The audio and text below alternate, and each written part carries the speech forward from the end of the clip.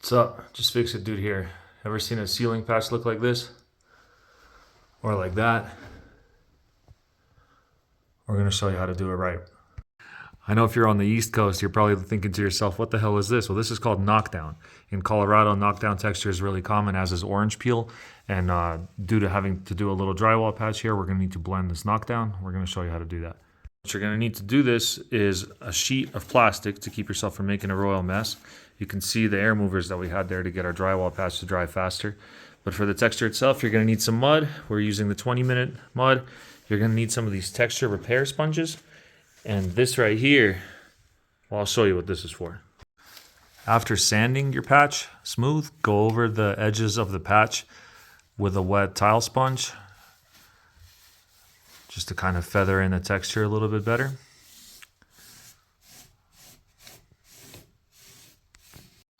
Put a little bit of water in your pan and mix up some drywall mud. You're gonna want this to be roughly like the consistency of pancake batter.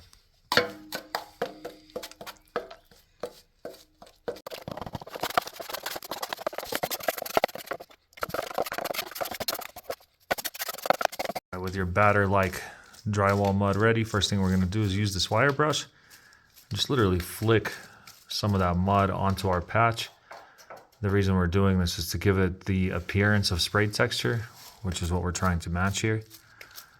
Also, it'll kind of fill in the little spots that are going to be left void by the sponge.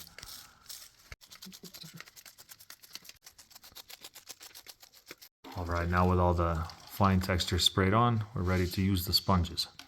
You can buy these texture sponges at like Lowe's or Home Depot in the drywall section. What you're gonna do is get some of that mud on there and just dab it on. Definitely go in and dab on some texture on the old texture as well, just to kind of feather it in or blend it in so you don't have a clear-cut line of where the old and the new meet.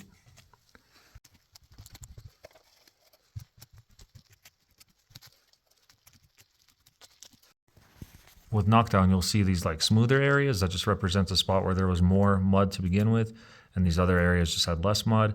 So what we're doing by applying it kind of randomly now is going for that same look. You don't want it to be too uniform, trying to match the appearance of a sprayed texture that's kind of random.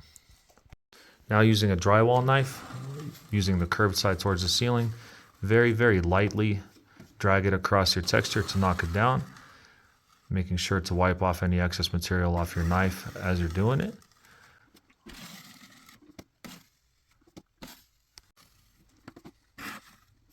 So when it's all said and done, you should have something that looks like everything else around it. And once it's dry, it's ready for paint.